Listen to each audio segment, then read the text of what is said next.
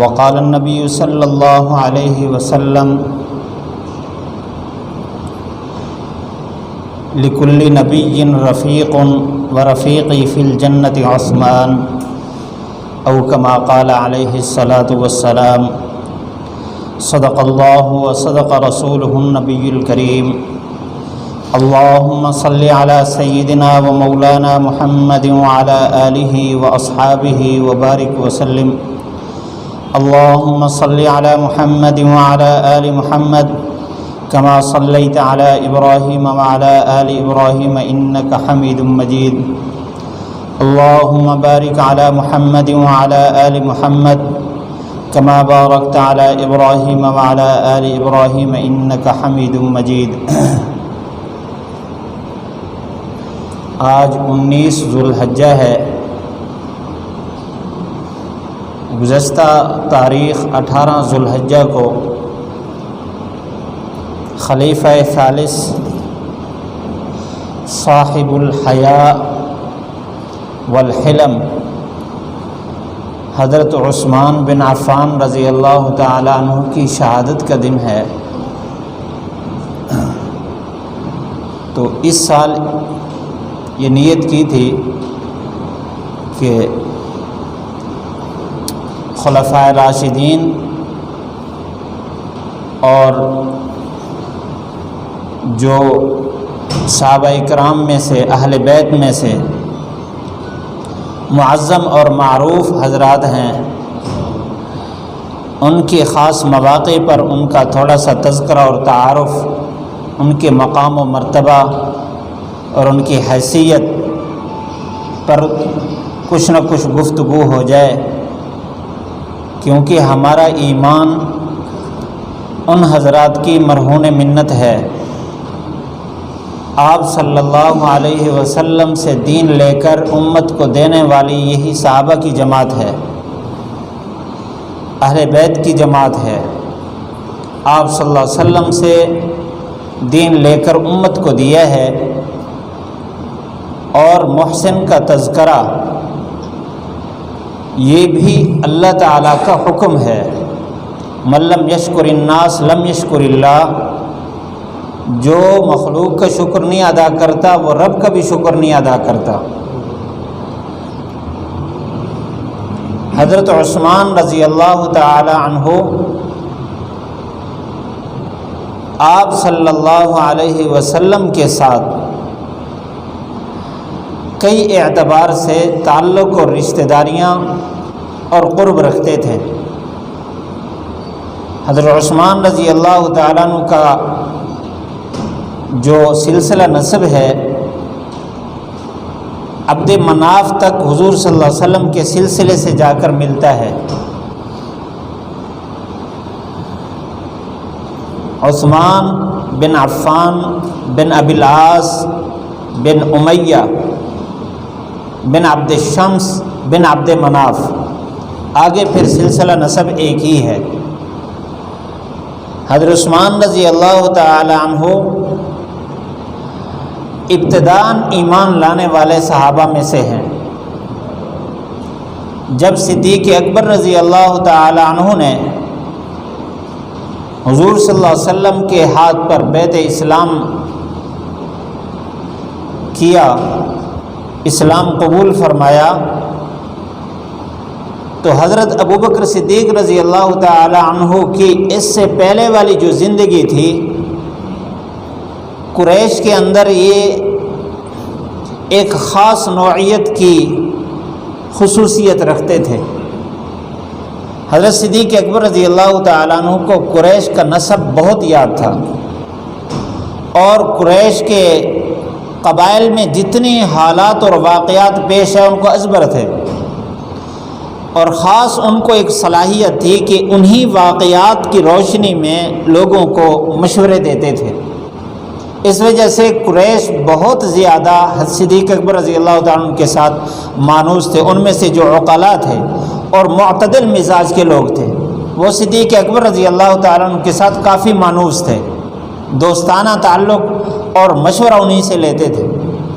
جب صدیق اکبر رضی اللہ تعالیٰ عنہ نے اسلام قبول کیا، آپ صلی اللہ علیہ وسلم سے اجازت لی کہ میں اپنے اس دوستانہ ماحول میں اس پیغام کو پہنچا سکتا ہوں۔ آپ صلی اللہ علیہ وسلم نے اس کی اجازت دی۔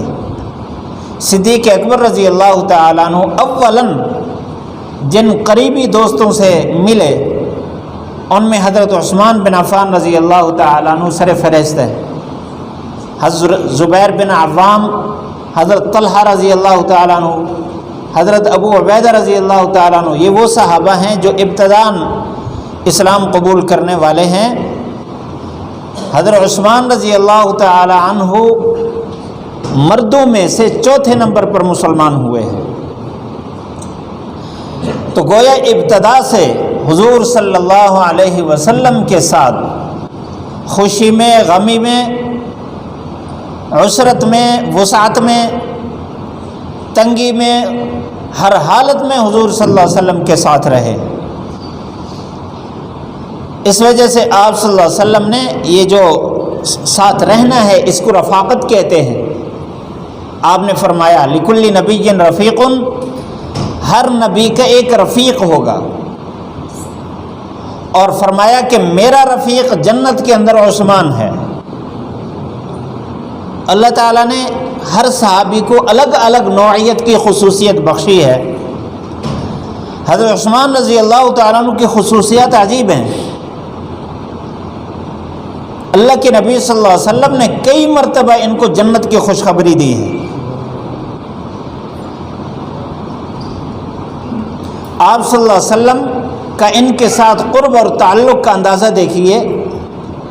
جب مسلمان ہوئے، آپ صلی اللہ علیہ وسلم کی بڑی صاحبزادی حضرت رقیہ رضی اللہ عنہا، آپ صلی اللہ علیہ وسلم نے ان کا نکاح ان سے کیا، بلکہ ان سے پہلے حضرت زینب رضی اللہ عنہا، ان کا نکاح اپنے چچا زاد بھائی سے کیا، ابو العاص جن کا نام تھا، اور پھر حضرت رقیہ رضی اللہ عنہا کا نکاح حضرت عثمان رضی اللہ تعالیٰ عنہ سے ہوا۔ جب جس دن بدر فتح ہوا، جب بدر کے لیے نکل رہے تھے صحابہ اکرام 313، حضرت عثمان رضی اللہ تعالیٰ عنہ کو بھی ساتھ تیار تھے۔ ادھر حضرت رقیہ آپ صلی اللہ علیہ وسلم کی صاحبزادی اس وقت بیمار تھی۔ حضور صلی اللہ علیہ وسلم نے فرمایا کہ آپ ادھر اپنی گھر والی اور میری بیٹی کی تیمارداری میں یہاں رک جائیں، انشاءاللہ آپ فی حاجت اللہ و فی حاجت رسول اللہ، اللہ اور اس کے رسول کے کام میں ہیں آپ، اس وجہ سے آپ کا شمار بھی انہی کے ساتھ ہوگا۔ حضرت عثمان رضی اللہ تعالیٰ عنہ بدر میں شریک نہیں ہوئے، لیکن بدر کے جو شرکاء ہیں ان میں آپ نام دیکھیں گے، عثمان بن عفان رضی اللہ تعالیٰ عنہ کا نام نظر آئے گا۔ آپ صلی اللہ علیہ وسلم نے فرمایا آپ یہاں ہیں لیکن آپ کا شمار اس لشکر میں ہے، اس وجہ سے آپ نے واپسی پر مال غنیمت میں جو تقسیم فرمائی غنماء کے درمیان، تو آپ نے حضرت عثمان رضی اللہ تعالیٰ عنہ کا مستقل حصہ نکالا۔ جس دن بدر کے فتح کی خبر مدینہ منورہ پہنچی، اسی دن حضرت رقیہ رضی اللہ تعالی عنہا کی وفات ہوئی۔ آپ صلی اللہ علیہ وسلم واپس تشریف لائے تو آپ نے اپنی دوسری صاحبزادی حضرت ام کلثوم رضی اللہ عنہا کا نکاح پھر حضرت عثمان رضی اللہ عنہ سے کر دیا۔ کچھ عرصہ کے بعد ان کی بھی وفات ہو گئی۔ اس وقت حضرت فاطمہ رضی اللہ عنہا کا نکاح ہو چکا تھا حضرت علی رضی اللہ تعالیٰ عنہ سے۔ آپ نے فرمایا اگر اس کے بعد میری اور بیٹی ہوتی تو میں اس کا نکاح بھی عثمان سے کرتا۔ اور ایک روایت میں یہ ہے، حضرت علی رضی اللہ تعالیٰ عنہ کی روایت ہے کہ آپ صلی اللہ علیہ وسلم نے فرمایا اگر میری 40 بیٹیاں ہوتی اور میں ایک دیتا وہ وفات پا جاتی، پھر دوسری دیتا وہ بھی وفات پا جاتی، تو تیسری دیتا، یہاں تک کہ 40 بیٹیاں یکے بعد دیگر عثمان کو دیتا۔ حضرت عثمان رضی اللہ تعالیٰ عنہ کو یہ شرف حاصل ہے۔ میں نے جو آیت پڑھی ہے حضرت عثمان رضی اللہ تعالیٰ عنہ کی مقام کی بلندیوں کے لیے یہ آیت کافی ہے۔ اس کے علاوہ بھی بہت سارے دلائل حضرت عثمان رضی اللہ تعالیٰ عنہ کی جنتی ہونے کے اور فضائل پر آیات اور احادیث موجود ہیں۔ جس دن 6 ہجری کو جس دن حضور صلی اللہ علیہ وسلم حدیبیہ کے موقع پر، آپ نے یہ واقعہ سنا، میں نے صرف وہاں سے ایک سبق اخذ کر کے آپ کی دامن میں ڈالنا ہے۔ حضور صلی اللہ علیہ وسلم نے حضرت عمر رضی اللہ تعالیٰ عنہ سے فرمایا تھا کہ آپ جا کر اہل مکہ سے بات کریں کہ ہم یہاں عمرہ کرنے آئے ہیں، جنگ کرنے نہیں آئے۔ حضرت عمر رضی اللہ تعالیٰ عنہ نے فرمایا کہ قریش کے لوگ میرے ساتھ مخالفت رکھتے ہیں، تو میری بات کی اتنا اہمیت نہیں ہوگی، آپ عثمان بن عفان کو بھیجیں، ان کے بڑے احسانات ہیں قریش پر، ان کی بات کے اعتبار ہوگا۔ حضرت عثمان رضی اللہ تعالیٰ عنہ آپ صلی اللہ علیہ وسلم نے ان کو بھیج دیا، اور تقریباً 10 صحابہ بھی ان کے ساتھ گئے۔ وہاں رات کو حضرت عثمان رضی اللہ تعالیٰ عنہ اپنے چچا زاد بھائی کے پاس رہے۔ صبح کو قریش کے سردار سے ملنے کا ارادہ ہوا، تو وہ قریش کے سردار جو تھے متکبرین، تو عثمان کے چچا زاد بھائی نے کہا کہ آپ نے اپنی شلوار کو ٹخنوں سے اوپر کیا ہوا ہے، آپ اس کو ذرا نیچے کر لیں، بلکہ چادر کو آپ نے اوپر کیا ہوا ہے، آپ اس کو ذرا نیچے کر لیں، کیونکہ یہ سردار آپ کو حقیر سمجھیں گے، آپ کی بات کی اہمیت نہیں ہوگی، آپ ان جیسا لباس بنا کر جائیں گے تو آپ کی اہمیت ہوگی۔ حضرت عثمان رضی اللہ عنہ نے فرمایا کہ میں نے پیارے محبوب صلی اللہ علیہ وسلم سے سنا ہے کہ جس نے اپنے ٹخنے کو چادر سے چھپایا تو یہ حصہ جہنم میں جلے گا۔ میں نے اللہ کے نبی صلی اللہ علیہ وسلم کے ٹخنوں کو ہمیشہ ظاہر دیکھا ہے، کوئی میری بات سنے یا نہ سنے، میں اللہ کے نبی کے طریقے کی مخالف نہیں کر سکتا۔ بہرحال گئے، ملاقات کی سب سے، کیونکہ احسانات تھے تو سب نے بات سنی، اور انہوں نے کہا مشورہ کرتے ہیں۔ انہوں نے آپس میں مشورہ کیا اور طے یہ کیا کہ اگر عثمان خود عمرہ کرے گا تو اس کو اجازت ہوگی، باقی پیچھے جو لشکر ہے حضور صلی اللہ علیہ وسلم اور آپ کے صحابہ 1400، ان کو اجازت نہیں ہے۔ انہوں نے فیصلہ سنایا حضرت عثمان رضی اللہ تعالیٰ عنہ کو۔ حضرت عثمان رضی اللہ تعالیٰ عنہ نے فرمایا کہ اللہ کے نبی صلی اللہ علیہ وسلم کے ساتھ میں احرام باندھ کے آیا تھا، آپ صلی اللہ علیہ وسلم کے بغیر میں عمرہ نہیں کروں گا، جب تک اللہ کے نبی عمرہ نہیں کریں گے عثمان عمرہ نہیں کرے گا۔ ادھر سے خبر پہنچی قریش کو، 40 آدمیوں نے حملہ کیا وہاں حدیبیہ پر، آپ صلی اللہ علیہ وسلم کے لشکر پر۔ آپ صلی اللہ علیہ وسلم کو اللہ تعالیٰ نے آپ کے لشکر کو محفوظ فرمایا۔ صحابہ اکرام جو بحر پہرے میں تھے انہوں نے 40 آدمیوں کو پکڑ لیا، محصور کر دیا۔ خبر یہ پہنچی کہ 40 آدمیوں کو انہوں نے محصور کر لیا، تو قریش نے مل کر حضرت عثمان رضی اللہ تعالیٰ عنہ کو قابو کر لیا کہ جب تک وہاں سے بندے نہیں چھوٹیں گے ہم نہیں چھوڑیں گے۔ ادھر کسی طرح خبر پہنچی حضور صلی اللہ علیہ وسلم کے پاس کہ انہوں نے آپ صلی اللہ علیہ وسلم نے ان کو چھوڑ دیا۔ ادھر خبر پہنچی ہے عثمان رضی اللہ تعالیٰ عنہ کو شہید کر دیا گیا۔ آپ صلی اللہ علیہ وسلم نے تمام صحابہ اکرام کو ککر کے درخت کے نیچے بیٹھ کر آپ نے ان سے معاہدہ لیا کہ جب تک حضرت عثمان کا بدلہ نہیں لیں گے اس وقت تک واپس نہیں جائیں گے، جو آدمی اس کا معاہدہ کرتا ہے وہ میرے ہاتھ پر اس معاہدے پر بیعت کر لے۔ باری باری حضور صلی اللہ علیہ وسلم کے ہاتھ پر بیعت کی۔ اللہ تعالیٰ نے اس آیت میں اسی کا تذکرہ کیا، ان الذین یبایعونک انما یبایعون اللہ، جو آپ کے ہاتھ پر بیعت کر رہے تھے حقیقت میں اللہ کے ہاتھ پر بیعت کر رہے تھے۔ ید اللہ فوق ایدیہم، اللہ کا ہاتھ ان کے اوپر تھا۔ فرمایا جو آدمی ان میں سے ہاتھ توڑے گا اس نے اپنے خلاف ہاتھ توڑا ہے، جو اس کو پورا کرے گا اس کے لیے اجر عظیم ہے۔ ایک بات یہ ہو گئی، آخر میں جب سب صحابہ اکرام سب نے بیعت کر لی، آپ صلی اللہ علیہ وسلم نے، مشکات شریف کی حدیث ہے، آپ نے اپنا دائیں ہاتھ صحابہ اکرام کے سامنے یوں کیا، فرمایا یہ عثمان کا ہاتھ ہے، ھذا ید عثمان وھذا یدی، آپ نے دوسرا ہاتھ یوں کیا، یہ میرا ہاتھ ہے، پھر آپ نے اپنا دائیں ہاتھ بائیں ہاتھ پر یوں رکھ کے فرمایا یہ عثمان کی طرف سے بیعت ہے۔ اب میں آپ سے ایک نقطہ عرض کرتا ہوں، اللہ فرما رہے ہیں ید اللہ فوق ایدیہم، میرا ہاتھ ان کے اوپر۔ اللہ کے نبی صلی اللہ علیہ وسلم نے اپنا دائیں ہاتھ حضرت عثمان کا ہاتھ قرار دیا۔ یہ خود حضرت عثمان رضی اللہ تعالیٰ عنہ کے لیے کتنا اعزاز اور شرف کی بات ہے۔ نیچے اللہ کے نبی صلی اللہ علیہ وسلم کا ہاتھ، قرآن کہتا ہے ید اللہ فوق ایدیہم، ان کے اوپر اللہ کا ہاتھ۔ تو جس کے ہاتھ کے اوپر اللہ کا ہاتھ ہو اور نیچے اللہ کے نبی کا ہاتھ ہو، وہ کہاں غیر محفوظ ہو سکتا ہے؟ اس کے لیے کتنا شرف و مقام کی بات ہے۔ اللہ کے نبی صلی اللہ علیہ وسلم نے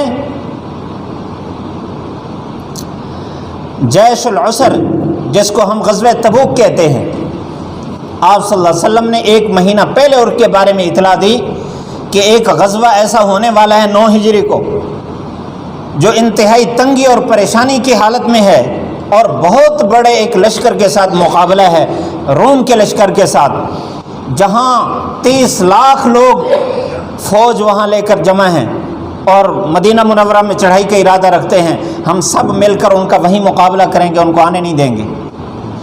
آپ نے سب کو ترغیباً، اور آپ نے اپنے جتنے غزوات ہوئے آپ صلی اللہ علیہ وسلم کے 13 سالہ جو مدنی زندگی ہے اس میں، بلکہ 10 سالہ مدنی زندگی میں آپ کے 100 مقابلے ہوئے دشمنوں سے، جس میں 27 یا 30 میں آپ صلی اللہ علیہ وسلم خود شریک ہوئے۔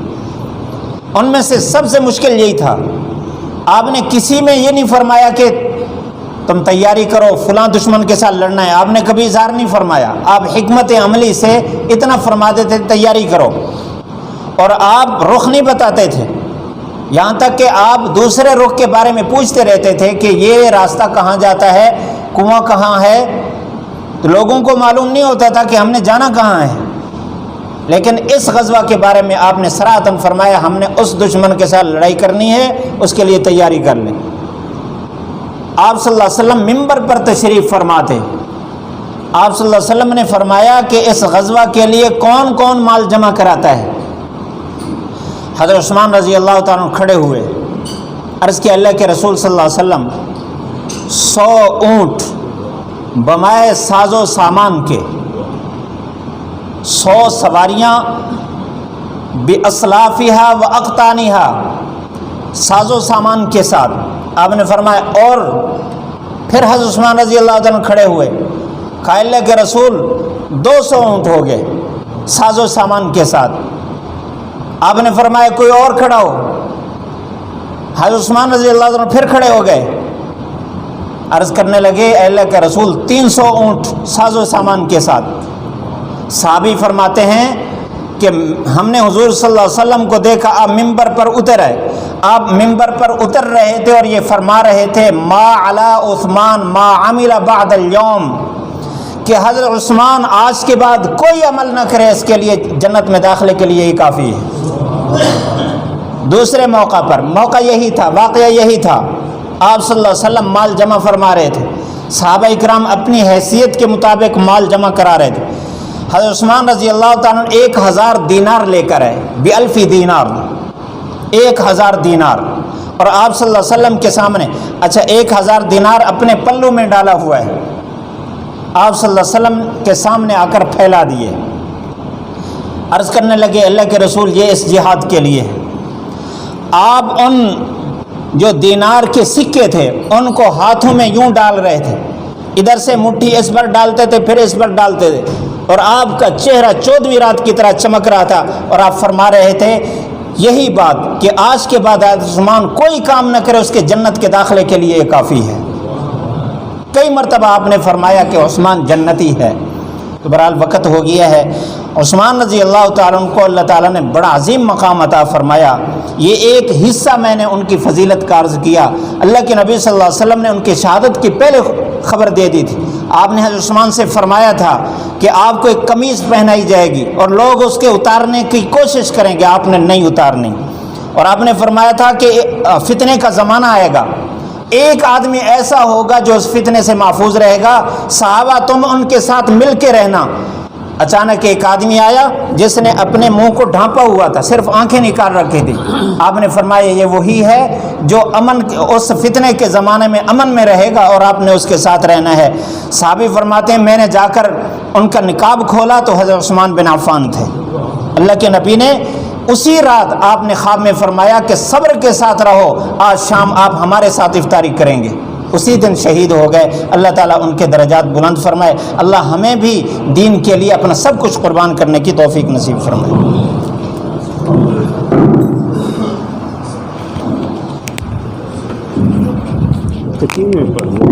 پڑھنا